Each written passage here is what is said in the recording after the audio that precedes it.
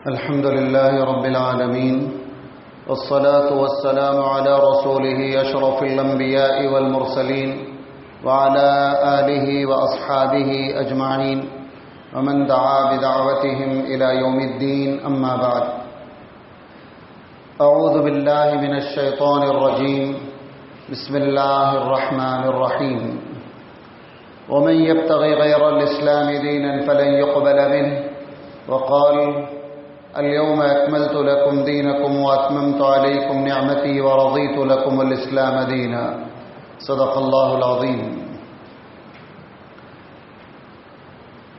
بزرگان ملت، علماء کرام، نوجوانان اسلام، ہمدردان قوم، عزیز دوستو، بزرگ ساتھیو،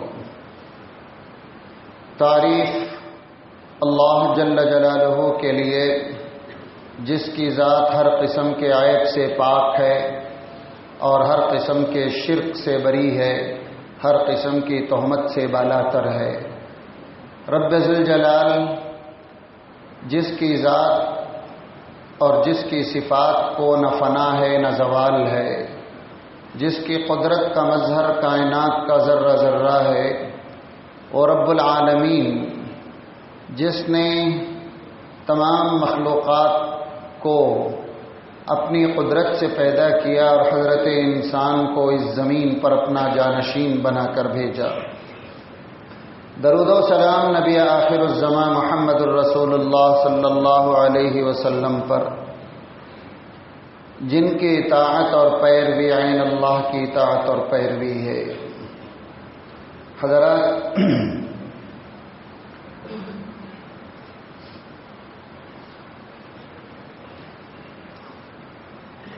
اس وقت پورا ہندوستان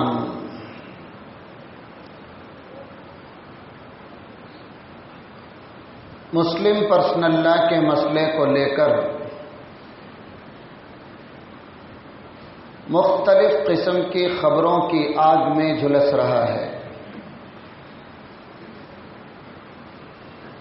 یہاں کی اکثریت کے سامنے اسلامی قانون، مسلمانوں کے طرز عمل، اسلامک کلچر، مسلمانوں کے گھریلو زندگی کے بارے میں جتنا بیڈ اوپینین دلایا جا سکتا ہے وہ سامنے لایا جا رہا ہے.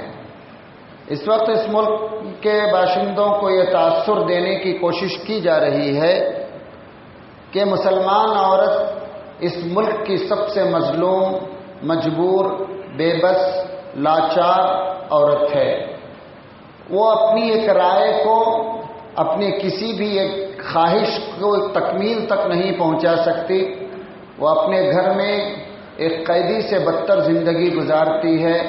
اسے نہ کوئی اختیار ہے اور نہ ہی اس کا مذہب، نہ مذہب کے ماننے والے، نہ اس مذہب کی رہبری کرنے والے علماء، نہ اس مذہب کی نمائندہ کرنے والا کوئی بورڈ ان کی کسی تکلیف کو نہ دور کرتا ہے نہ اس پر توجہ دیتا ہے. اب یہ بیٹھے بٹھائے کوئی پوچھے اندھے سے کہ تجھے کیا چاہیے، کوئی پوچھے بھوکے سے کہ تجھے کیا چاہیے، تو ان کا جواب ہوگا کہ مجھے آنکھ چاہیے، مجھے روٹی چاہیے.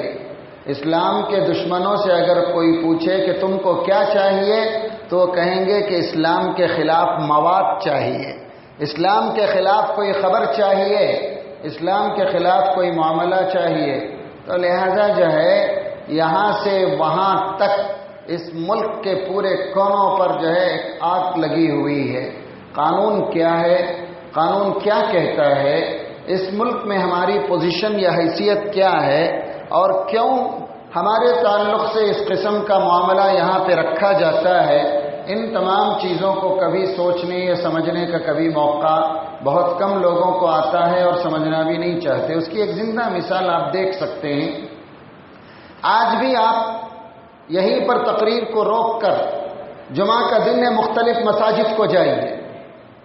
اتنا سینسیٹیو میٹر پورے ملک میں چل رہا ہے، جیو یا مرو کی حالت ہے. اسلام بچے گا کہ ہٹے گا والی بات ہے. ہمارے گھروں کے اندر مسلمانوں کو مسلمانوں کی حیثیت سے رہنے بھی دیا جائے گا یا نہیں، اس کا معاملہ ہے۔ لیکن امت مسلمہ کی غفلت کا یہی نتیجہ ہوگا کہ ہر مسجد میں ابھی بھی 4 آدمی ہوں گے اور 1:30 بجے کی نماز کو ہی اندر آئیں گے۔ جس قوم کے اندر بے حسی اور بے جے اس قدر غفلت کا شکار ہو، اس قدر کاہلی کا شکار ہو، اس قدر کسل مندی کا شکار ہو، اس کے پاس اگر وقت ہے دنیا کے کھیل اور کود کے لیے، دنیا کی اپنی ضرورت کے لیے، ایک اپنے گھر کی شادی جو نکاح 10 منٹ میں ہوتا ہے اس کے لیے 10 ماہ کی تیاری کرے، اور قیامت تک جس زمین پر اس کو اور اس کی نسل کو بحیثیت مسلمان باقی رہنا ہے، وہاں کے لیے اس کے پاس جمعہ میں پہنچ کر ثواب سوچنے اور سننے کا تک موقع نہیں ہے۔ یہ غفلت کی انتہا ہوتی ہے۔ ہماری غفلت، ہماری کاہلی سے ہم نے یہ مصیبتیں کھڑا کی ہیں، ہم نے اپنی یہ مصیبتیں کھڑی کی ہیں۔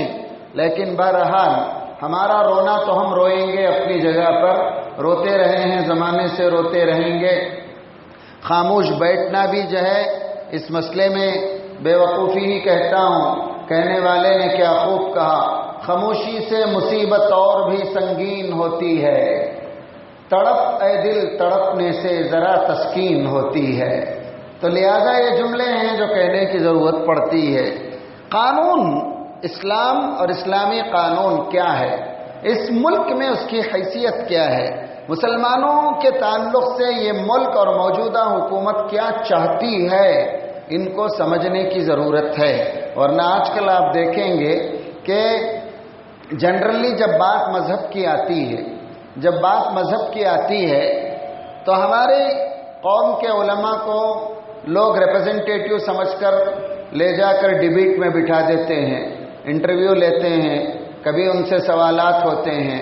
یہ بیچارے ٹی وی پر پہلی بار آتے ہیں، نہ حکومت معلوم ہے، نہ حکومت کا قانون معلوم ہے، اور نہ ہی دستور ہند معلوم ہے۔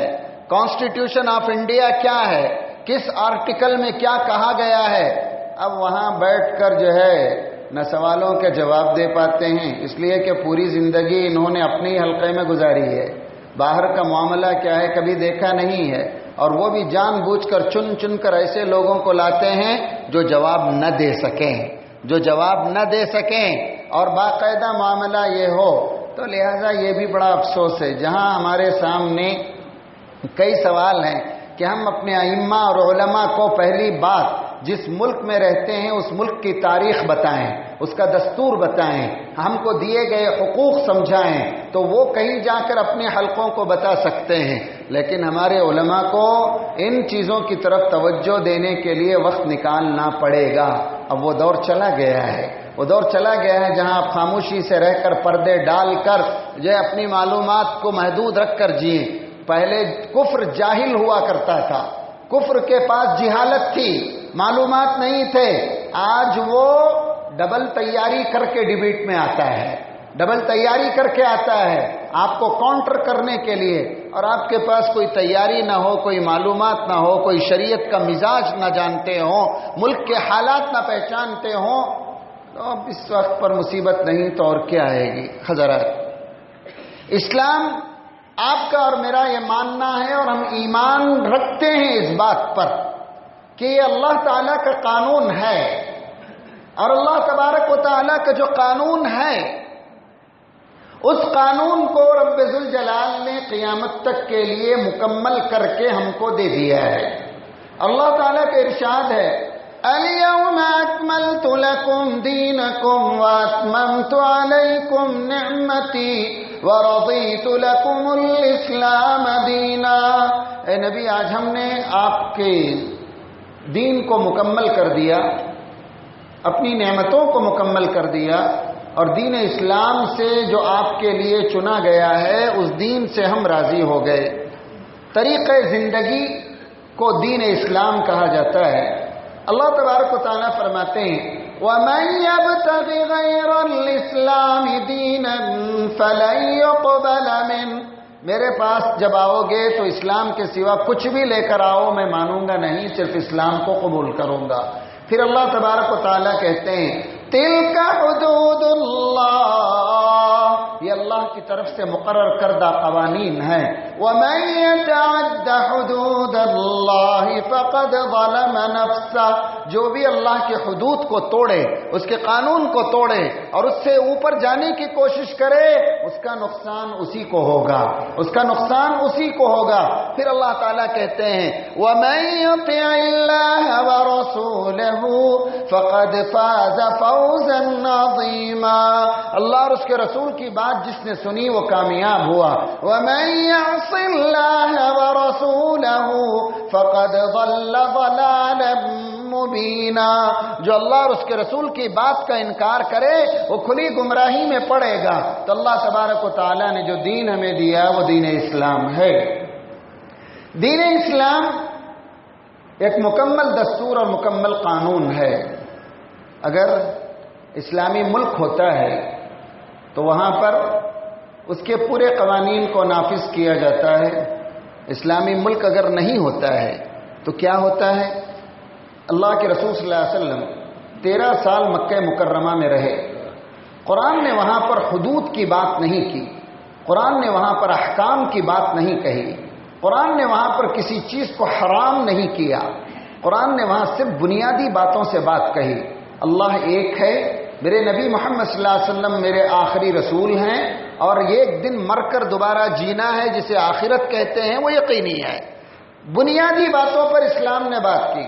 اور جب مکہ سے اسلام مدینہ پہنچا، مدینے میں ایک زمین ملی، سیاسی اقتدار ملا اور اسلام کو غالب آنے کا موقع ملا، ایک ایک کر کے قوانین نازل ہوئے، روزے فرض ہوئے، زکوٰۃ کا نظام ہوا، عورتوں کے حقوق مقرر کیے گئے، شراب کی حرمت آئی، سود کو حرام کیا گیا، زکوٰۃ کی فہرستیں بنائی گئیں، ایک ایک چیز، ایک ایک حکم، یہ حلال ہے، یہ حرام ہے، اور یہ چیز جائز ہے، یہ ناجائز ہے، یہ اس کے اندر ہے حضرات۔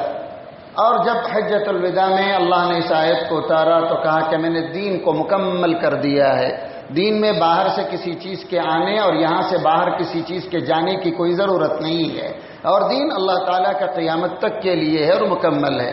اس ملک کے اندر اسلام آج سے 1300 سال پہلے آیا، صحابہ کے دور ہی میں اسلام ہندوستان کی زمین پر آ گیا، اور آج بھی ہندوستان کے اندر مختلف ساحلی علاقوں کے اندر آپ کو صحابہ کرام کی خبریں ملتی ہیں، یا مشہور ہے کہ وہ صحابہ کرام کی ہیں۔ عرب تاجروں کے ذریعے سے ساؤتھ میں اسلام آیا، اور نارتھ انڈیا کے اندر اسلام محمد بن قاسم کی فوج کے ساتھ جنہوں نے سندھ تک کو فتح کیا تھا، وہاں اسلام آیا۔ اور ہندوستان کے مزاج کو اگر آپ دیکھیں، دونوں جگہ کے مسلمانوں کے اندر یہ مزاج باقی ہے۔ ساؤتھ کے مسلمانوں میں امن ہے، سنجیدگی ہے، وقار ہے، چونکہ ان کو دین تاجروں کی طرف سے ملا ہے، اور تاجر جو ہوتا ہے وہ بہت امن پسند ہوتا ہے، لہذا جب دین جہاد کے ذریعے سے شمال میں آیا اور وہاں اسلام پھیلا تو وہاں مقابلے بھی ہوئے ہوں گے، ڈیفنس بھی ہوا ہوگا، اسی قسم کا مزاج آج تک اس علاقے میں پایا جاتا ہے۔ تو یہ ایک نفسیاتی چیز ہوتی ہے جس کو آپ کوٹ کر سکتے ہیں، لیکن دین وہی تھا جو یہاں ہے، یہاں جو ہے وہی ہے، اور دنیا کے ہر ملک میں اگر اسلام ہے یا اسلام کی پہچان ہے تو اس میں کوئی تفریق اور کوئی تبدیلی نہیں ہے۔ اب میں جو چیز آپ کو بتانا چاہتا ہوں یہ کہ اللہ تبارک و تعالیٰ کے قانون کو کیا توڑا جا سکتا ہے؟ ضرورت پر کیا توڑا جا سکتا ہے کسی خاص موقع پر؟ تو اس کا جواب قرآن ایک جگہ پر یہ دیتا ہے، فَمَنِ اضْطُرَّ غَيْرَ بَاغٍ وَلَا عَادٍ فَلَا إِثْمَ عَلَيْهِ، اگر کوئی مر رہا ہے، اگر اس کو پانی کا قطرہ نہ ملے تو مر جائے گا، کھانے کا لقمہ نہ ملے تو مر جائے گا، دوا نہ ملے تو مر جائے گا، اس کے سامنے اس وقت شراب کی بوتل ہے یا خنزیر کا گوشت ہے یا ایسی دوا ہے جس میں کوئی حرام ملا ہوا ہے، تب سوال یہ پیدا ہوتا ہے کہ وہ حرام سے بچے یا اپنی جان بچائے، وہ حرام سے بچے یا اپنی جان بچائے۔ تو اللہ تبارک و تعالیٰ فرماتے ہیں فَمَنِ اضْطُرَّ غَيْرَ بَاغٍ وَلَا عَادٍ فَلَا إِثْمَ عَلَيْهِ، اگر مجبوری ہے تو پھر تم اس حرام کو اس وقت تک کے لیے اور اس مقدار کے لیے جس میں تمہاری جان بچ جائے اس حرام کو تم حلال کر لو. یہ قانون ہے. یہ کب ہے؟ جب مجبوری ہو، جان پر بن آئی ہو. موجودہ معاملہ کیا اس درجے کا رکھتا ہے؟ یہ ایک سوال ہے.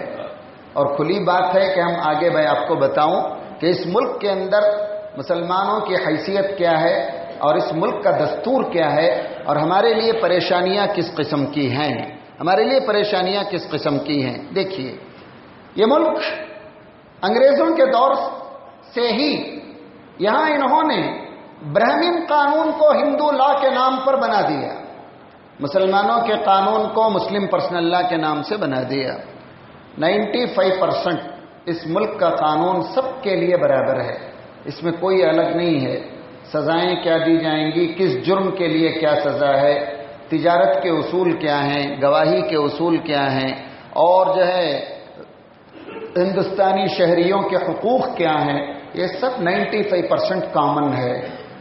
لیکن یہ ملک رنگا رنگ تہذیب، گنگا جمنا تہذیب کا علم بردار ہے. یہاں مختلف کلچر ہیں، مختلف مذہب ہیں، مختلف جو ہے ثقافت رکھنے والے قومیں بستی ہیں. لہذا ان کو 5% بالفاظ دیگر مختصر ان کے مذہب کی تھوڑی سی آزادی دی گئی ہے. جیسے سکھ پرسنل لا ہے، سکھ پرسنل لا ہے. سکھوں سے پوچھا گیا بھئی تم کو کیا چاہیے، تو انہوں نے کہا کہ ہم پگڑی باندھیں گے، ہم داڑھی رکھیں گے، ہم کرپال رکھیں گے، ہم تلوار رکھیں گے، اور ایک چھوٹی سی ایک سلاخ ہوتی ہے جسے وہ اپنے بالوں میں پھنسا کے رکھتے ہیں. کہا کہ ہم وہ رکھیں گے، یہ ہمارے مذہب کی پہچان ہے. تو جو ہے ان کو کانسٹیٹیوشن آف انڈیا میں یہ کرنے کی ان کو اجازت دی گئی. اور یہی چیز جین والوں کے لیے ہوئی.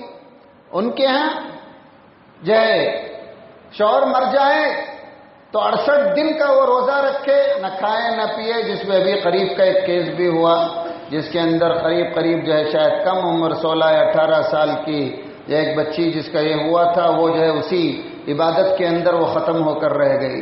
لیکن قانون ان کو پروٹیکٹ کرتا ہے کہ بھئی یہ تمہارا پرسنل لا ہے. یہ حال جین کے لیے ہے، یہی حال کچھ اور اگلی قوموں کے لیے ہے. اور دوسری چیز، جو کامن چیزیں یہاں بنائی گئی خود ہندوؤں کے لیے، وہ ابھی تک جو ہے نافذ ہونے میں ناکام رہیں. فار ایگزامپل 1963 75، پھر اس کے بعد اب قریب میں 2005 میں بھی ایک بل پاس کیا گیا جس کے اندر کہا گیا کہ کوئی ہندو مرد اپنی 7 پشتیں باپ کی طرف سے اور 5 پشتیں ماں کی طرف سے اس لڑکی سے شادی نہیں کرے گا یا اس لڑکے سے شادی نہیں کرے گی.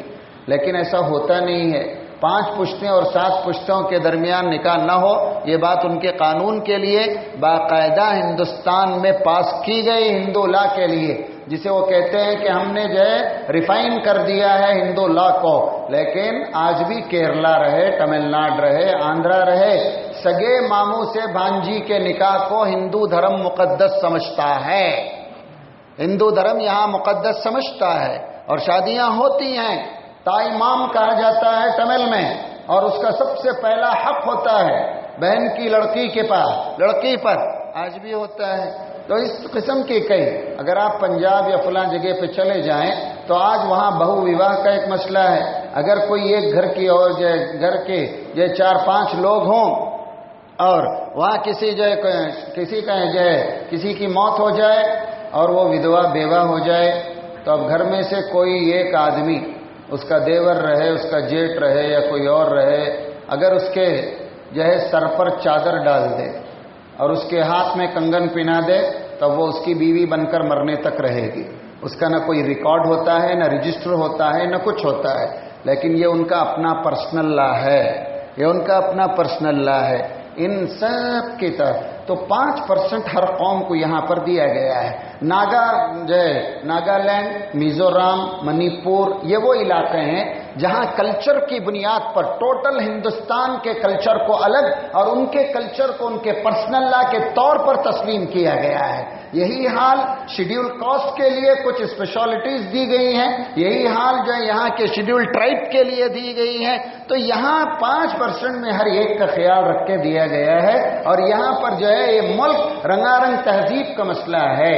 تو اب یہ جب چیز طے ہو گئی تو مسلمانوں نے اس وقت کیا کہا, ان کو کیا چاہیے, ان کو کیا چاہیے؟ مسلمانوں نے بہت سے موقع کھوئے ہیں. منڈل کمیشن جب بنا تھا, آپ کو یاد ہوگا کہ وی پی سنگھ نے اپنی جیت کے بعد مسلمانوں کے نمائندے کے طور پر دلی کے شاہی امام کو بلا کر پوچھا تھا کہ آپ کو اس ملک میں کیا چاہیے, یہ آپ کو اس ملک میں کیا چاہیے؟ اگر تھوڑی عقل مندی سے وہ کہتے ہمیں تعلیم کا نظام چاہیے, ہماری کمیونٹی کے لیے ایجوکیشن سسٹم کو مضبوط کیا جائے, ہمارا جو ہے ریزرویشن پرسنٹیج بڑھایا جائے, ہمارے لیے انجینئرنگ اور میڈیکل کالج مخصوص کیے جائیں, ہماری بچیوں کی یہاں پر حفاظت کے ساتھ تعلیم ہو, اس قسم کا نظام لایا جائے. اتنی عقل ہماری قوم کو ہے کہاں. انہوں نے کہا کہ آپ لال قلعے سے اعلان کیجئے کہ میلاد کی چھٹی منائی جائے. اتنی زبردست اپرچونٹی چھوڑ دی. آپ میلاد منائیں نہ بنائیں, سرور کائنات تو قیامت تک کے لیے سید المرسلین ہے. آسمان و زمین کا مالک جس کی تعریف کرے اس کی تعریف آپ کی زبان سے ہو کوئی لازم نہیں ہے. رب العالمین نے قیامت تک کے لیے رحمت للعالمین کا تاج پہنایا ہے اپنے نبی کو. اتنی زبردست اپرچونٹی چھوڑی. اب اس کے بعد مسلمانوں سے پوچھا گیا آپ کو کیا چاہیے, تو انہوں نے کہا بھائی ہم کو بھی ایک پرسنل لا چاہیے, ہم جئیں گے ہندوستانیوں کی طرح, لیکن میرا پرسنل مسئلہ ہے, میں شادی کرنا چاہتا ہوں, شادی کے بعد بیوی کو چھوڑنا چاہتا ہوں یا بیوی مجھے چھوڑنا چاہتی ہے, میری کمائی ہوئی دولت میں اپنے بچوں میں بانٹنا چاہتا ہوں, میں اپنی زندگی کی کچھ چیزوں پر وصیت لکھنا چاہتا ہوں, یا میں اپنی کمائی ہوئی چیزیں اپنے مذہبی کاموں کے لیے یا رفاہی کاموں کے لیے دینا چاہتا ہوں جسے وقف کہا جاتا ہے. تو لہذا جو ہے یہ میرے کچھ پرسنل چیزیں ہیں, اس میں آپ ہم کو اسلام کے قانون کے مطابق ایکسکیوز کیجیے, پرمیشن دیجیے. تو لہذا ہم کو ان 7 چیزوں کے اندر پرمیشن دے دی گئی. نکاح, خلا, طلاق, ہبہ, وقف, وصیت, وراثت. ان 7 چیزوں کے اندر ہم کو جو چیزیں دے دی گئیں. کچھ چیزیں اس میں ایڈ کی گئیں جیسے تعدد ازدواج ہے کہ بھئی ایک سے زیادہ نکاح کے جو بات ہے وہ اسلام میں اس کے لیے ہے. یا پھر اس میں ایک چیز اور کی گئی کہ ہمارے ہاں جو ہے چائلڈ اڈاپشن جو ہے جسے ہم متبنہ کہتے ہیں کہ بچے کو لے کر پالنا, اسلام نے کہا کہ اس کی اجازت نہیں ہے, وہ اپنے باپ ہی کی طرف منسوب ہوگا.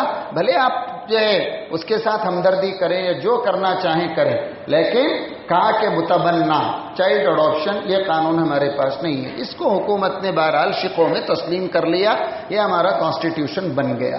بن جانے کے بعد چونکہ اس وقت دستور جب بن رہا تھا تو ایک آرٹیکل 44 بنایا گیا. 44 میں کیا تھا کہ آج تو ہم یہ بنا رہے ہیں, لیکن ہر اسٹیٹ گورنمنٹ یہ کوشش کرے گی اپنے طور پر کہ وہ اپنے علاقے کے لوگوں کے لیے سول کوڈ لائے, یونیفارم کوڈ لائے, یونیفارم سول کوڈ لائے, سب کے لیے ایک قانون لے کر آئے.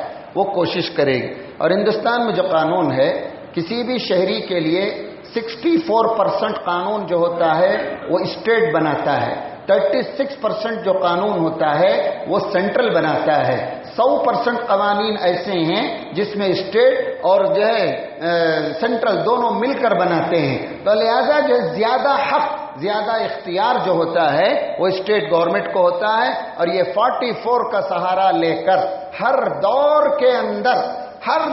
کے اندر جو سب سے زیادہ پریشانی اس ملک میں کسی نے اٹھائی تو مسلمانوں نے اٹھائی. راجیو گاندھی کے زمانے میں 44 سیکشن سے مسلمانوں کو نکالنے اور ان کا الگ سے بل پاس کرنے کا کام پورا ہو گیا تھا. لیکن میں ہمیشہ کہتا ہوں اس گھر کو آگ لگ گئی گھر کے چراغ سے, کہ اس وقت اس میں رکاوٹ ڈالی اس وقت کے وزیر محمد عارف خان نے، اس کی وجہ سے وہ بل پاس ہوتے ہوتے رکا، جس کے نتیجے میں آج یہ مصیبت کا دن پھر ایک بار ہم دیکھ رہے ہیں، یہ مصیبت کا دن پھر آج ہم دیکھ رہے ہیں۔ لہذا اس ملک میں ہم کو یہ چیزیں دی گئی ہیں، اس کو ہم فنڈامنٹل رائٹس کہتے ہیں، بنیادی حق ہے اس ملک نے جو ہم کو اس کے دستور نے ہم کو دیا ہے، اس کو ہمارے دستور نے دیا ہے۔ جب دے دیا ہے تو یہ جو چیز ہمارے پاس رکھی گئی ہے، یہ چیز ہم نے اپنی طرف سے نہیں بنائی ہے۔ جو 7 یا 8 چیزیں جو ہم نے رکھی ہیں، یہ اللہ کا قانون ہے، اللہ کے قانون میں ہم ترمیم کر نہیں سکتے۔ اگر کوئی کہے ہم سے آ کر کہ ہم نکاح کا طریقہ اسلام مسلمانوں کے لیے بدلنا چاہتے ہیں یا ہم وراثت کا مسئلہ بدلنا چاہتے ہیں، ہم ایک ہی بات کہیں گے کہ بھائی ایک راستہ ہو سکتا ہے، اگر تم کو کسی مسلمان کو اسلام کا قانون اگر پسند نہیں ہے، قانون نہیں بدلا جائے گا، ایک شکل ہے کہ تم اسلام چھوڑ کر چلے جاؤ، اسلام بھلے تم چھوڑ دو، قانون قیامت تک یہی رہے گا۔ یہاں جس نے اللہ کے قانون کو توڑا ہے وہ مصیبتوں کا شکار ہو کر رہے ہیں۔ مثال دو، اللہ تعالیٰ کہتا ہے وَاسْأَلْهُمْ عَنِ الْقَرْيَةِ الَّتِي كَانَتْ حَاضِرَةَ الْبَحْرِ إِذْ يَعْدُونَ فِي السَّبْتِ إِذْ تَأْتِيهِمْ حِيتَانُهُمْ يَوْمَ سَبْتِهِمْ شُرَّعًا۔ اللہ کہتا ہے اے نبی ان کو بتاؤ اس دریا کے ساحل پر رہنے والی بستی والوں کا واقعہ جن پر اللہ نے ہفتے کے دن کے شکار کو حرام قرار دیا تھا۔ ان لوگوں نے اللہ کے قانون کو توڑا، کیسے توڑا کہ جمعہ کی رات کو انہوں نے ساحل پر گڑھے بنا دیے اور ہفتے کے دن شکار نہیں ہوتا تھا، مچھلیاں بھی خوب ساحل پر آتی، ساحل میں موج کے ساتھ آتی، گڑھوں میں پھنس جاتی، واپس پانی کے ساتھ جا نہ پاتی۔ نتیجہ یہ ہوتا کہ یہ ہفتے کو ہاتھ نہ لگاتے، اتوار کا دن جیسے ہی لگتا جا کر ان گڑھوں سے مچھلیوں کو نکال لیتے۔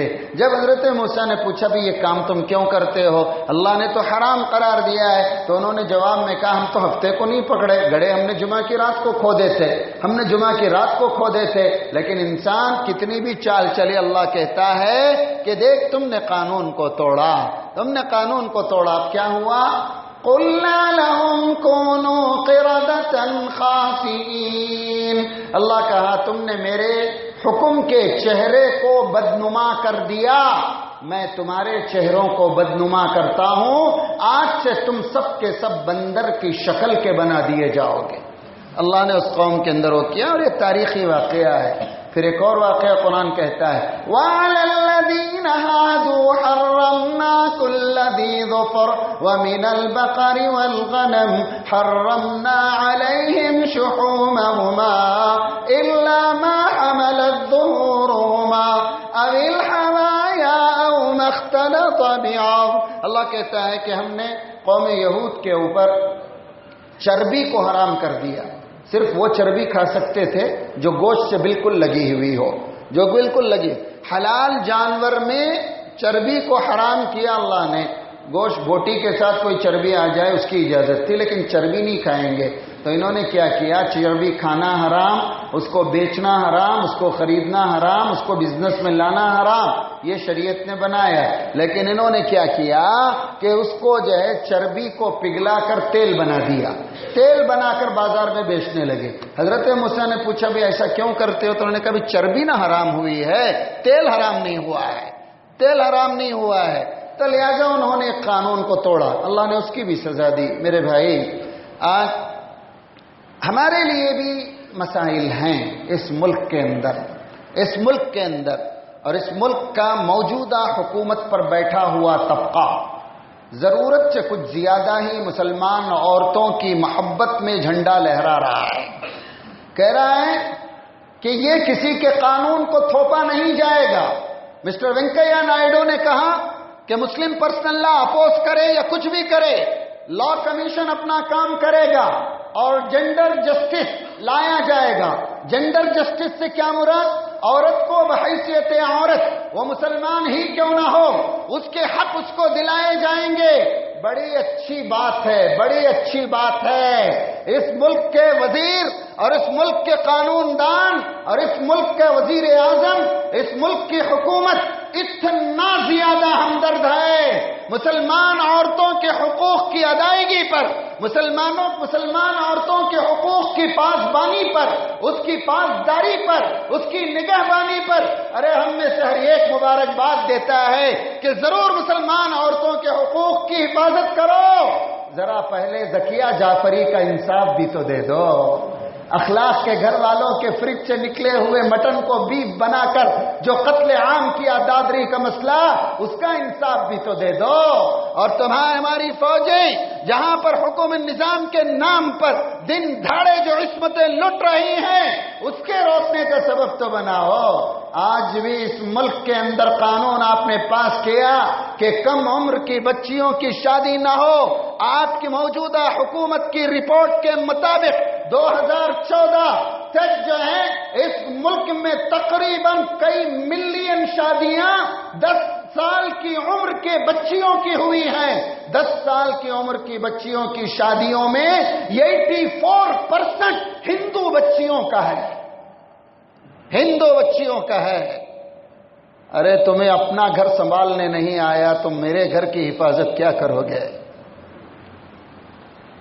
دراصل اس ملک کے اندر موجودہ ملک کو چلانے والے فرقہ پرست فسطائی طاقتیں یہ چاہتی ہیں کہ کسی نہ کسی بہانے ملک کے مسائل سے لوگوں کی توجہ ہٹائی جائے، ملک کے اہم مسائل کی طرف سے توجہ ہٹا کر جب بھی ان کو ضرورت پڑتی ہے ٹھنڈے بستے سے مندر مسجد کا مردہ جائے وہ اس کو نکالا جاتا ہے مسئلے کو۔ کبھی مسلم پرسنل لا نکالا گیا، اچانک عورتوں کی طلاق یاد آ جاتی ہے، اچانک مسلمان عورتوں کی محبت یاد آ جاتی ہے۔ یہ سب سیاسی پیمانے ہیں، جبکہ معاملہ مسلمان قوم اور اس کے علماء سے پوچھا جاتا ہے، وہ آپس میں بیٹھ کے طے کر لیں۔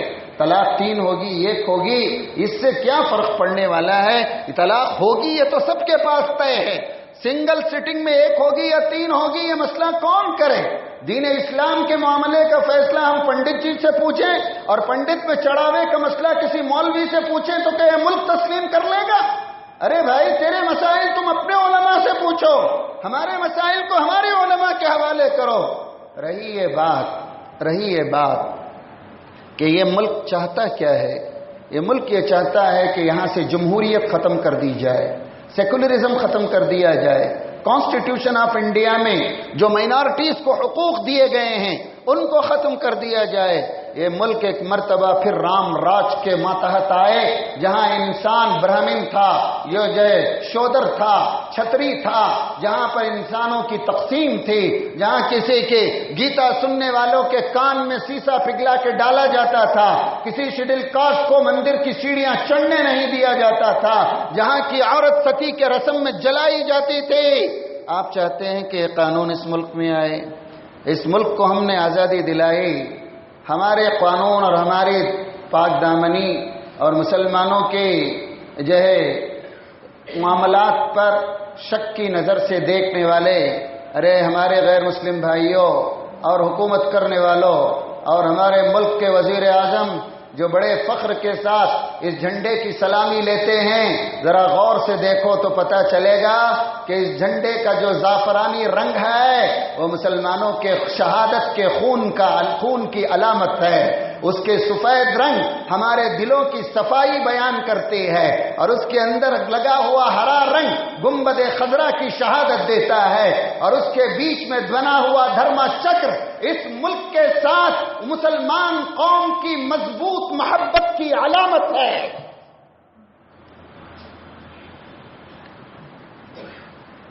کام ہم سے لیں گے، صلہ دوسروں کو دیں گے، خون ہمارا بہے گا، فخر آپ کریں گے، قربانیاں ہماری ہوں گی، تالیاں آپ پیٹیں گے۔ عجیب مسئلہ ہے حضرات۔ اس وقت یہ آرٹیکل 44 کا سہارا لے کر حکومت بیک ڈور سے، پچھلے دروازے سے مسلم پرسنل لا پر حملے کے لیے آ رہی ہے، اور اس میں جو قانونی شکل ہے بڑی ہوشیاری کی ضرورت ہے۔ اس نے مسلمان عورتوں کا ایک طبقہ جن کو لگا کہ اسلام میں طلاق کا جو موجودہ نظام ہے وہ 100% غلط ہے، تو انہوں نے سپریم کورٹ کی طرف رجوع کیا۔ سپریم کورٹ نے جو حکومت سے کہا کہ آپ اس مسئلے میں اپنی رائے دیجئے۔ حکومت نے لا کمیشن کو بھیجا، لا کمیشن نے جو ہے ایک 20 صفحات کا جواب اس کے نتیجے میں کیا، اور عام رائے جاننے کے نام پر دو تین سوال اگر جو ہے ادر جو ہے مائنارٹیز کی طرف سے رکھ کر پورے کا پورا مسلم پرسنل لا کو دفنانے کا انتظام کرنے کے لیے 16 سوال مقرر کیے۔ اب 16 سوال کا جواب اگر ہم نہیں دیں گے، 2-3 ہیئرنگ میں ایکس پارٹی کر کے لا کمیشن کے قانون کو نافذ کرنے کی بات چل رہی ہے۔ سوال یہ پیدا ہوتا ہے کہ لا کمیشن اس ملک میں قرآن اور حدیث کی حفاظت کا ذمہ دار نہیں ہے۔ ہم کو جو بنیادی حق دیا گیا وہ ہم کریں گے، تو ہمارے حقوق کے اندر مداخلت، ہمارے جذبات کو ٹھیس پہنچانا، مذہب کے قوانین کی پامالی کرنے کی جو بات ہے، اس سلسلے میں سوچنا ہے۔ ایک مسئلہ چھوٹا سا اچھی طرح یاد رکھیے، یہ صرف 1 طلاق یا 3 طلاق کا مسئلہ نہیں ہے۔ اس کو بہانہ بنا کر ایک حق چھیننے کا پلان ہے۔ مثال کے طور پر جب بابری مسجد ٹوٹی، بابری مسجد ایکشن کمیٹی کے سربراہ حضرت مولانا مفکر اسلام سید ابو الحسن علی ندوی رحمۃ اللہ علیہ نے اس وقت راجیو گاندھی سے ملاقات کی۔ راجیو گاندھی نے کہا میاں صاحب، ایک مسجد اگر چھوڑ دیں آپ کو اس ملک کے لیے کیا فرق پڑے گا؟ تو حضرت مولانا نے کہا پوری قوم میرے ساتھ ہے، اس مسجد کو میں چھوڑنے کے لیے تیار ہوں، لیکن آپ پارلیمنٹ میں بل پاس کر کے دکھائیے کہ اس کے بعد اس کو مثال بنا کر کسی اور مسجد کا مطالبہ یا ڈیمالشنگ نہیں ہوگی۔ راجیو گاندھی کی زبان بند ہو گئی، حکومت خاموش ہو گئی، کیونکہ وہ جانتی تھی کہ آلریڈی RSS نے 3,500 مسجدوں کی فہرست دے رکھی ہے۔ لہذا ایک چھوٹا سا مسئلہ ہے، طلاق میں ان کو حق نہیں مل رہا ہے، کوئی ای میل پہ طلاق بھیج رہا ہے، کوئی واٹس ایپ پہ بھیج رہا ہے، کوئی SMS کے ذریعے بھیج رہا ہے۔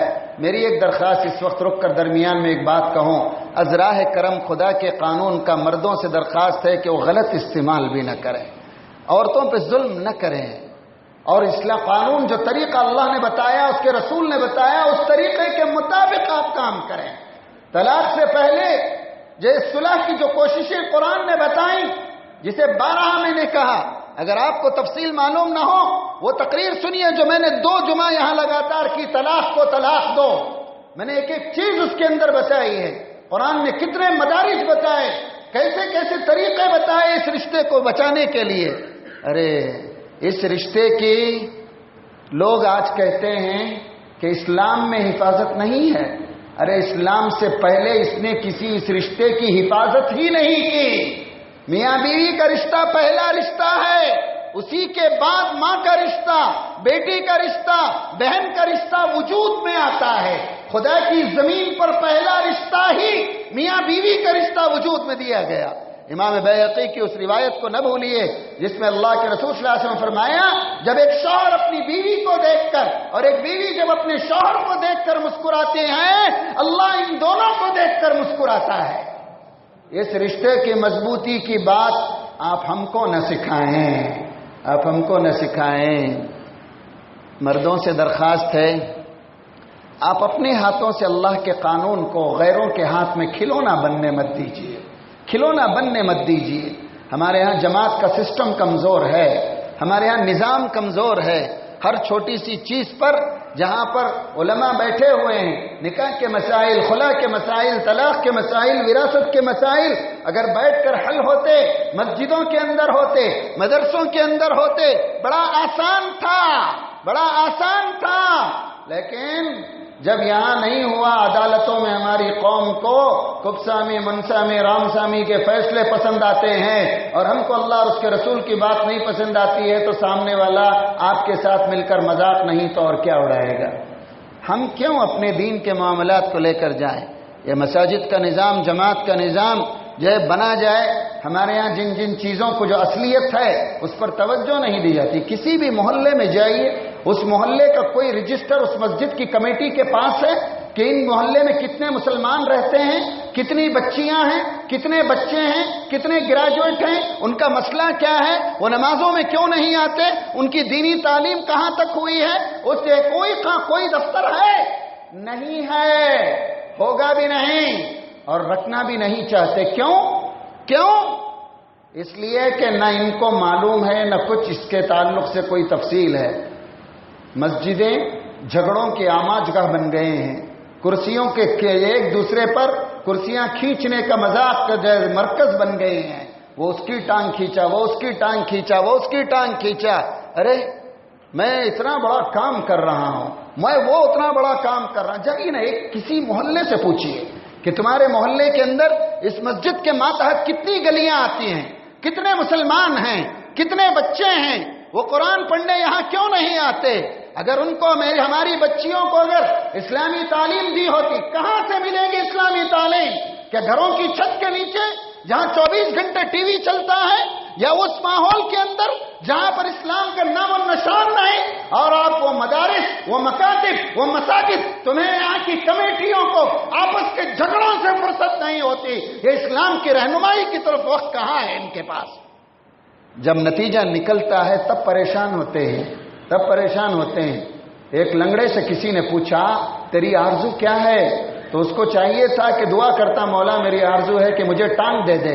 اس نے کہا کہ ساری دنیا لنگڑی ہو جائے، ساری دنیا لنگڑی ہو جائے. کوئی حق بولنے والا آئے، یہ سدھریں گے نہیں. ایک راستہ ہوگا کہ حق کا گلا دبایا جائے، حق کا گلا دبایا جائے، بہانے ڈھونڈے جائیں، عیب نکالے جائیں. ان کے عیبوں کے شہ تیر بھی ان کی آنکھوں میں نہیں دکھتے. دوسروں کی چھوٹی چیزیں بھی مائکروسکوپ میں رکھ کر دیکھی جاتی ہیں. اور جب نتیجے اس قسم کے نکلتے ہیں اب پریشانی ہوتی ہے. ہماری قوم بڑی بھولی بھالی قوم ہے. دنیا اتنی ترقی کر چکی ہے، اتنی ترقی کر چکی ہے کہ وہ زمین کو چھوڑ کر چاند پر آبادی بسانے کے بارے میں سوچ رہی ہے. اور ہماری قوم آج بھی آمین زور سے کہیں یا آہستہ کہیں کہ جھگڑے میں پڑی ہوئی ہے. اس ملک کا اصول کیا ہے، ضابطہ کیا ہے، قانون کیا ہے، کیا کرنا ہے ہمیں، کیسے ہم اپنی دین کی حفاظت کریں؟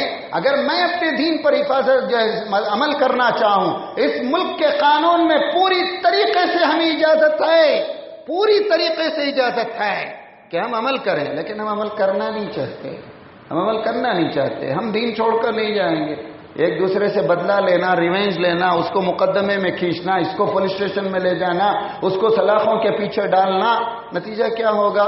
نتیجہ کیا ہوگا؟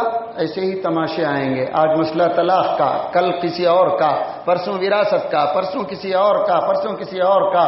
اور ہم سے کہا جا رہا ہے اس ملک میں رہنا ہے تو آپ کو جو جینے کا حق دیا جا رہا ہے وہی بڑی بات ہے.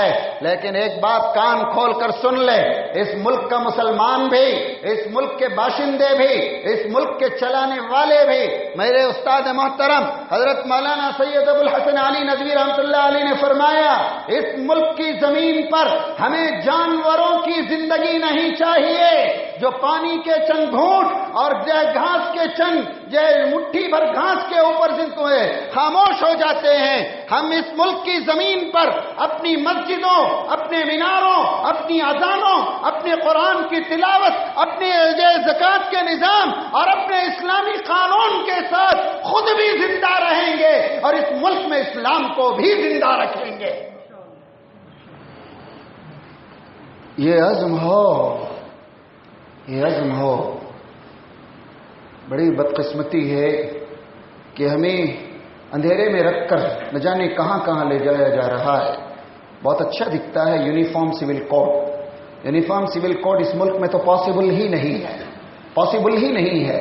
سول کوڈ لا رہے ہیں، سکھوں سے واپس لیجئے، جین سے واپس لیجئے، شیڈول کاسٹ اور شیڈول ٹرائب کو دیے گئے اس سے لیجئے، اسپیشل کوڈ جو آپ نے ناگالینڈ اور میزورم کو دیا ہے اس کو واپس لیجئے، کشمیر کے لیے جو آرٹیکل آپ نے دیا اس کو آپ واپس لیجئے. یہ سول کوڈ آپ کو کیوں یہاں صرف ایک پرسنل نام میں کیوں کھٹکتا ہے؟ کیا کھٹکتا ہے؟ کیا چیز ہے؟ کیا چیز ہے؟ ہمیں سمجھایا جا رہا ہے کہ آپ قرآن ٹھیک سے نہیں پڑھے ہیں، آپ حدیث ٹھیک سے نہیں پڑھے ہیں، فلاں ملک میں ہے، فلاں ملک میں ہے، فلاں ملک میں ہے. ملکوں کے حوالے دیے جا رہے ہیں، ملکوں کے حوالے دیے جا رہے ہیں.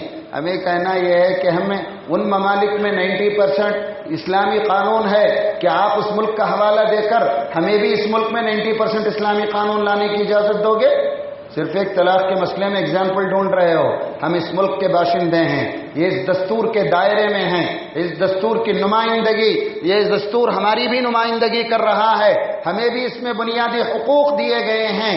لہذا اس ملک کے بدلتے ہوئے حالات میں اپنے مذہب کو باقی رکھنے کا ایک ہی راستہ ہے کہ ہم اپنے مذہب کو عملی طور پر اپنی زندگی میں زندہ رکھیں۔ عملی طور پر جب تک یہ دین زندہ نہیں رہے گا اس وقت تک یہ ایجیٹیشنز، سائننگز، جلوس، جلسے، اس سے کوئی کام نہیں چلے گا۔ میں نے بارہا کہا، میرے استاد محترم حضرت مولانا سید ابو الحسن ندوی رحمۃ اللہ علیہ نے فرمایا، عجیب قوم ہے میری، جلسے کے لیے، جلوس کے لیے، بھیڑ لگانے کے لیے، نعرے بازی کے لیے تیار ہو جاتی ہے، لیکن سنجیدگی کے ساتھ، خاموشی کے ساتھ امت اپنے بچوں کی تعلیم کا انتظام تک نہیں کرتی کہ ایک جنریشن کے بعد لوگوں کو پتا چلے کہ یہ قوم ایجوکیشن میں کیسے کامیاب ہوئی ہے۔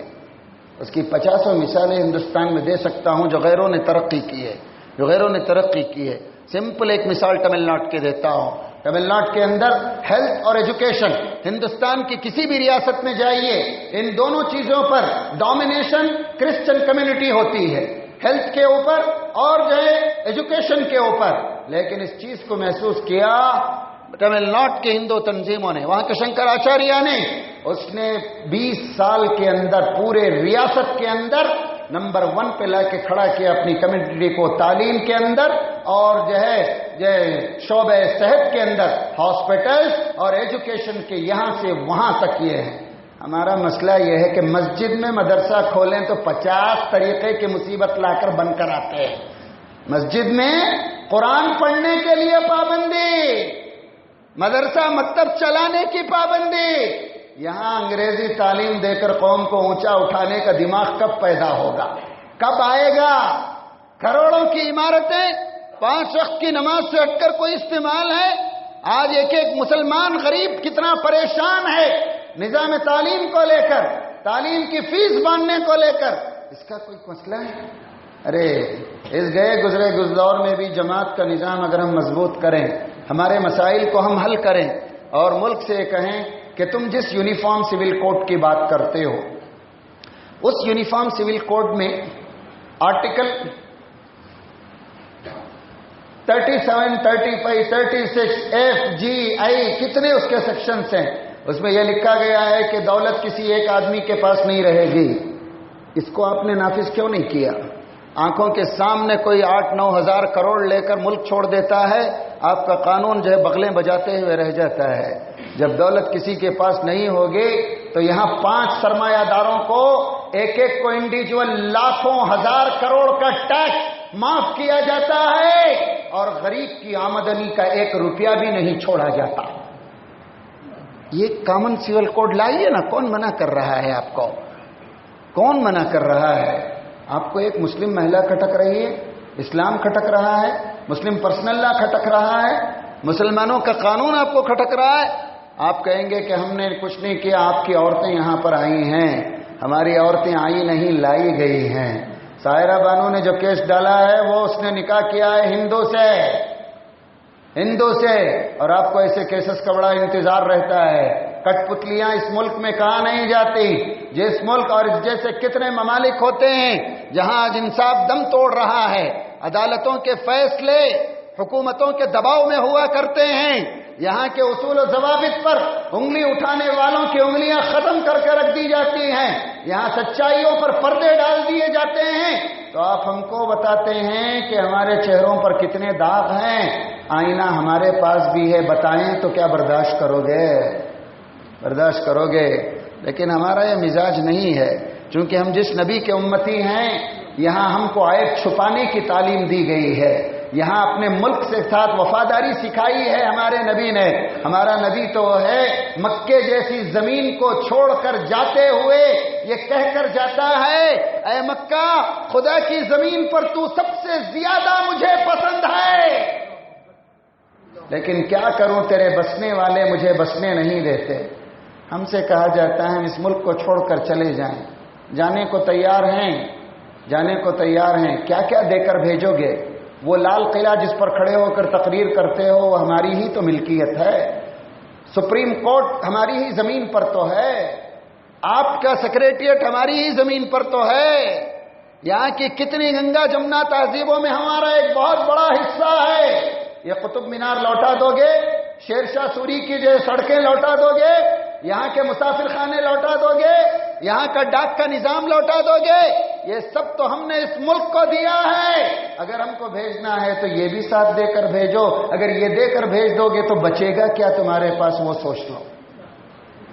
نہ ہم جائیں گے نہ ہماری اولادیں جائیں گی، یہ وہ زمین ہے، وہاں سے ہم قیامت کے دن اٹھیں گے، میدان حشر میں کلمہ پڑھتے ہوئے جمع ہوں گے۔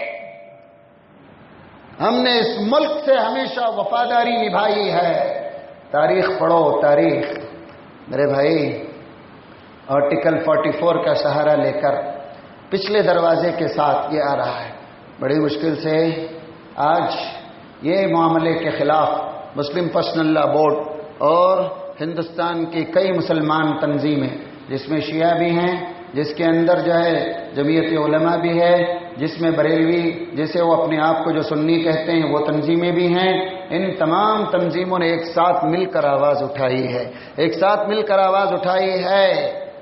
اور میری درخواست ہے کہ اس وقت کیا سچ کیا جھوٹ، اسلام میں کتنی گنجائش کتنی نہیں سے ہٹ کر ہمیں اس ملک میں اپنے پرسنل لا کو بچانے کا وقت ہے، پرسنل لا کو بچانے کا وقت ہے۔ اس میں ہمیں بھرپور تعاون کرنا چاہیے اپنے اکابرین کا، مسلم پرسنل لا بورڈ کا۔ ہندوستان کے اندر 18 سے 20 کروڑ مسلمانوں کے تنظیم جو واحد نمائندہ تنظیم ہے مسلم پرسنل لا بورڈ، اس کے ماتحت اور اس کے جو قیادت میں اور اس کی سیادت میں ہم یہ کوشش کر رہے ہیں۔ دوسری طرف ائمہ، جماعتیں، مسجدیں، گلی گلی کوچا کوچا مسلمانوں کے اندر اسلامک اویرنس لے کر آئے، ان کو قانون سمجھائے، طلاق کا، خلا کا غیر ضروری استعمال نہ کریں، وہ مجبوری کی چیز ہے، مجبوری کی چیز۔ ایک چھوٹی سی بات 3 طلاق 1 یا 1-3 کے مسئلے پر پورا ملک جل رہا ہے، لیکن یہ کم ہے۔ میرے نبی نے کہا جب کوئی طلاق دیتا ہے خدا کا عرش ہل جاتا ہے۔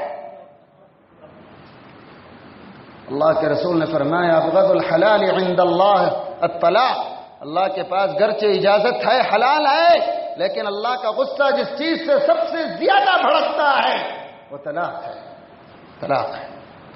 تو اس کو پریکٹس نہ کیجیے، اس سے پہلے رشتوں کو بچانے کی کوشش کیجیے، شریعت کے مطابق بڑوں کا سہارا لیجیے، بڑوں کے جو ہے سامنے بیٹھ کر مسائل حل کرنے کی کوشش کیجیے۔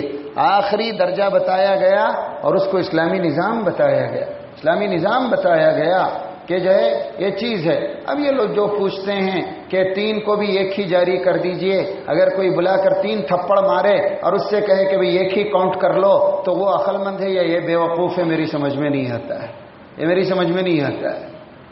یہ کام علماء کا ہے، علماء بیٹھ کر یہ کہیں کہ ہاں بھائی یہ بات ہو سکتی ہے یا نہیں، تو یہ کام علماء کا ہے، یہ لا کمیشن کا نہیں ہے۔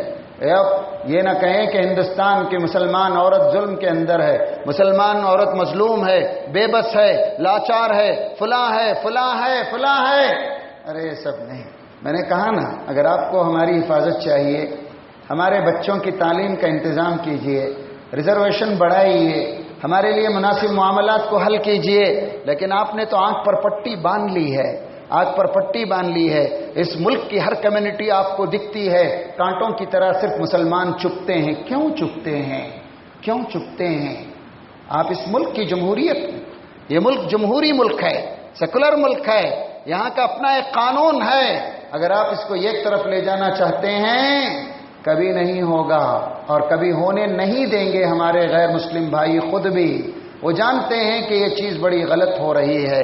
آج بھی ہمارے غیر مسلم بھائیوں کی بڑی سے بڑی تعداد ایک ہی جواب دے رہی ہے، بھئی ان کا دھارمک مسئلہ ہے، ان کے دھارمک اماموں سے، علماء سے پوچھ کر طے کر لو، اس میں ٹانگ لڑانے کی کیا ضرورت ہے۔ لیکن یہ قانون ہے، یہ چلتا ہے۔ جب بھی کوئی مسئلہ کھڑا ہوا فوراً دوسرا مسئلہ کھڑا کر دیتے ہیں، دوسرا مسئلہ کھڑا کر دیے، وہ کر دیے، یہ کر دیے، فلاں کر دیے۔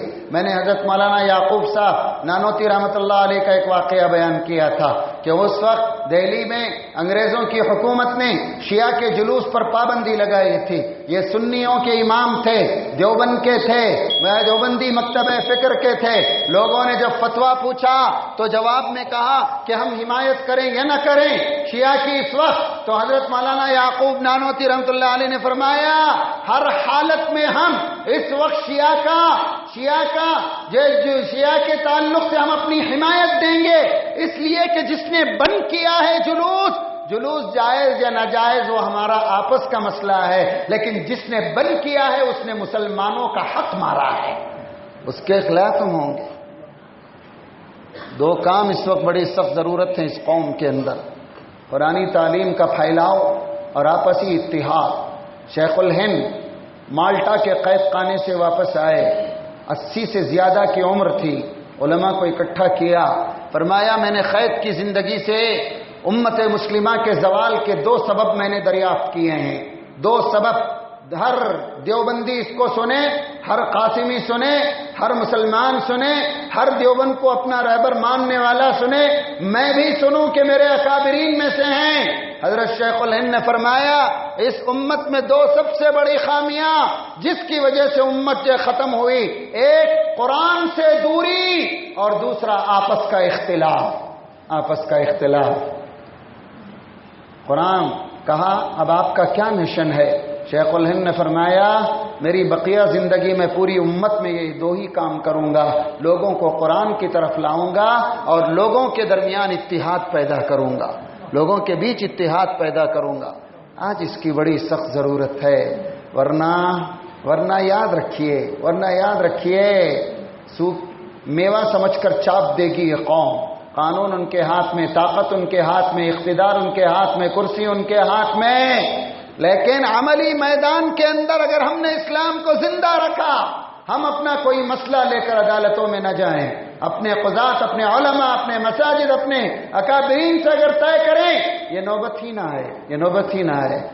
آج اس طلاق کے مسئلے کو حکومت ڈھال بنا کر پیچھے کے دروازے سے مسلم پرسنل لا کے جسم کو لہو لہان کرنے کا پلان بنا چکی ہے. اسی لیے اس کے منصوبوں کو تکمیل تک پہنچنے سے روکنا ہمارے لیے ضروری ہے. اور اسی وقت یہ بھی بتا دیں وہ یہ سمجھتے ہیں کہ یہ قانون پاس کر کے پورے کو ہم مسلمانوں کی ساری نمائندگی لے لیں گے، اس ملک سے یا تو اسلام کو ہٹا دیں گے یا مسلمانوں کو مٹا دیں گے یا ان کی تہذیب کو ختم کر دیں گے. یہ دل و دماغ سے نکال دیں، کوئی بھی رہے. کیوں؟ اس لیے کہ کہنے والے نے نہیں، ہر مسلمان کا دل یہی کہتا ہے ہماری پیاس نہ مانگے گی کبھی بھیک میں قطرے، کہ ہم ہیں اس زمین سے زمزم نکالنے والے. لہذا ہندوستان کا ہر مسلمان ہندوستانی رہتے ہوئے اپنے پرسنل لا کی حفاظت بھی کرے گا، اپنے دین پر عمل بھی پیرا ہوگا اور اس ملک میں باوقار زندگی بھی گزارے گا. اور تمہارا یہ میڈیا، تمہاری یہ طاقت اسلام کو بدنام کرنے کی کوشش، مسلمانوں پر اس کیچڑ اچھالنے کے منصوبے، ان کے عزت اور آبرو پر ڈاکہ ڈالنے کی باتیں نہ کل کامیاب تھی، نہ آج ہیں، نہ کل ہوں گی. ہم نے بہت امتحان دیے ہیں اور ان امتحانوں میں اس کا ایک اور کڑی جڑے گی. بڑے چھوٹے سے دروازے سے داخل ہو کر اس کو ختم کرنے کی بات کی جا رہی ہے. انصاف اگر دینا ہے دیا جائے. اس ملک میں کیا کچھ نہیں ہوا، ایک واقعے کا حوالہ دوں تو شاید کان کھڑے ہو جائیں. لیکن اب ہمیں اس سے بحث نہیں ہے. ہمیں اس وقت صرف بحث یہ ہے کہ ہمیں لا کمیشن کے مقرر کیے ہوئے سوال نامے کو رد بھی کرنا ہے اور مسلم پرسنل لا بورڈ کی نگرانی میں جو موجودہ حکومت اور اس کی طرف سے لائے ہوئے قانون کی مدد کے ارادے سے فارم کو بھی ختم کرنا ہے اور ہماری عورتوں کو یہ بتانا ہے، اس ملک کے چلانے والوں کو، کہ ہمیں مسلم پرسنل لا میں قرآن اور حدیث کے ہر قانون سے ہم مطمئن ہیں. ہمیں تبدیلی نہیں چاہیے. ہمیں تبدیلی نہیں چاہیے. ہاں، اگر آپ ہم میں تبدیلی لانا چاہتے ہیں، ہمارے لیے تعلیم کا نظام کرو. ہمارے اندر ان امپلائمنٹ زیادہ ہے، امپلائمنٹ بڑھاؤ. اس ملک میں ہماری عزتوں پہ ڈاکے ہو رہے ہیں، اس کو ختم کرو. ہمارے کلچر کے خلاف میڈیا سے زہر اگل رہا ہے، اسے بند کراؤ. اور کہو جا کر پوری دنیا کے اندر جا کر ہمارے وزیر اعظم کہیں، دنیا کے کسی ملک کے اندر مسلمان، خواہ وہ اسلامی ملک ہی کیوں نہ ہو، اتنی عزت نہیں رکھتا جتنے میرے ملک کا مسلمان رکھتا ہے.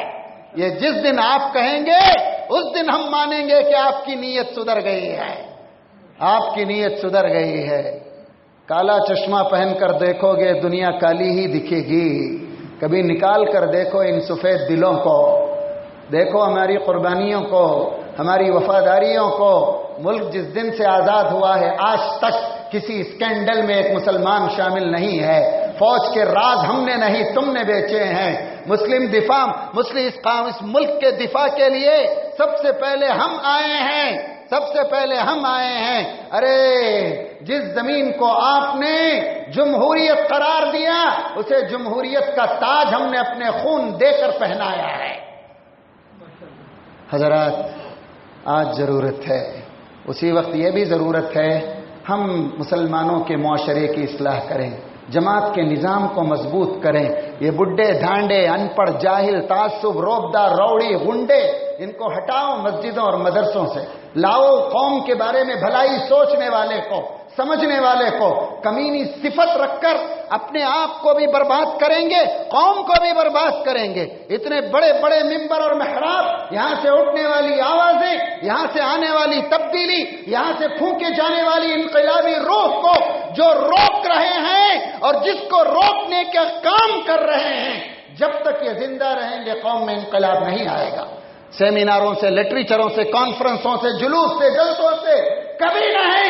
انقلاب آئے گا تو ممبر اور محراب سے ہی آئے گا. آج اس کی ضرورت ہے. گون لگا کر بیٹھ جاتے ہیں. یہ وراثت ہے، یہ وراثت ہے.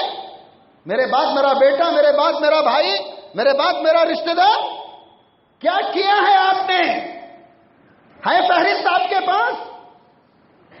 آپ کے مسجدوں کے چندے لاکھوں روپے میں، اور مدرسے کو آنے والے بچے 5 اور 10 تک نہیں ہوتے ہیں. 10 گلیوں کے اندر کتنے مسلمان بستے ہوں گے؟ ان کے بچوں کی تعداد کیا ہوگی؟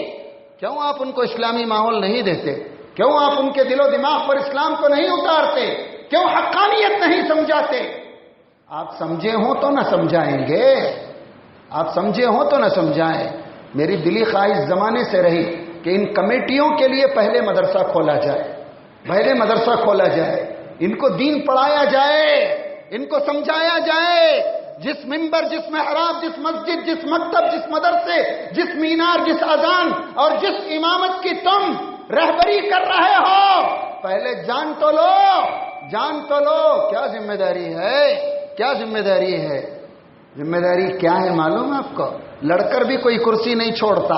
حضرت عمر کا نام حضرت ابو بکر نے وصیت میں لکھ دیا کہ میرے بعد یہ خط تمام کو اکٹھا کر کے اس وقت کھولا جائے جب تک نہ کھولے. حضرت ابو بکر کی تدفین ہوئی، مسجد نبوی میں پورا مدینہ جمع ہوا.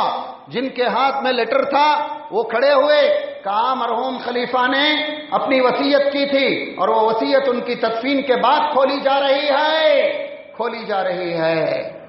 تو تمام ہنگامہ تھا. حضرت عمر کھڑے ہو کر بولے بیٹھو، وصیت ہے. تمام بیٹھ گئے. ایک کونے میں حضرت عمر بھی کھڑے تھے. نام وصیت نامہ پڑھا گیا جس میں حضرت ابو بکر نے لکھا، میں زندگی کی آخری سانسوں میں ہوں، ایسے وقت میں جھوٹا بھی سچ بولتا ہے، میں تو سچ ہی بول رہا ہوں. ساری چیزیں لکھنے کے بعد کہا، میں اپنے بعد اس امت کے لیے عمر ابن خطاب کو خلیفہ مقرر کرتا ہوں. یہ نام سننا ہی تھا. حضرت عمر سر پکڑ کر جو کھڑے تھے نیچے بیٹھ گئے. پہلا جملہ کہا، اے ابو بکر، کیا دشمنی تھی تم کو مجھ سے کہ یہ بوجھ میرے کندھے پر کیوں ڈال کر چلے گئے؟ اللہ اکبر. اللہ اکبر. اور منبر پر کھڑے ہو کر کہا، حضرت ابو بکر نے بھی کہا تھا، میں نے دن کے اجالے میں، رات کے اندھیرے میں، کسی کونے میں، کسی جماعت میں، تنہائی میں، گھر والوں کے ساتھ کبھی نہیں، میں اللہ کو گواہ بنا کر اس کے ذات کی قسم کھا کر کہتا ہوں، کبھی میں نے اس منصب کے لیے دعا نہیں کی.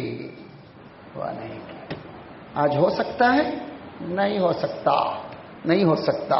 یہ خبر ہو سکتی ہے خطیب بدل گیا جی، بہت اچھلے کر تھے، نکال ڈالے. گلا گھونٹا جا سکتا ہے، عہدے چھین لیے جا سکتے ہیں، کوئی کرسی چھوڑے ہرگز سے، لیکن آئے گا انقلاب.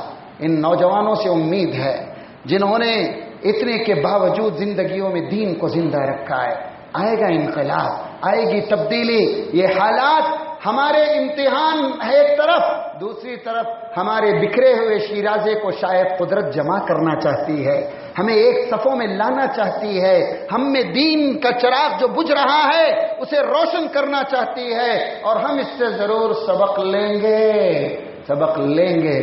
یہی چند باتیں ہیں جو مجھے آپ کے سامنے کہنی تھی.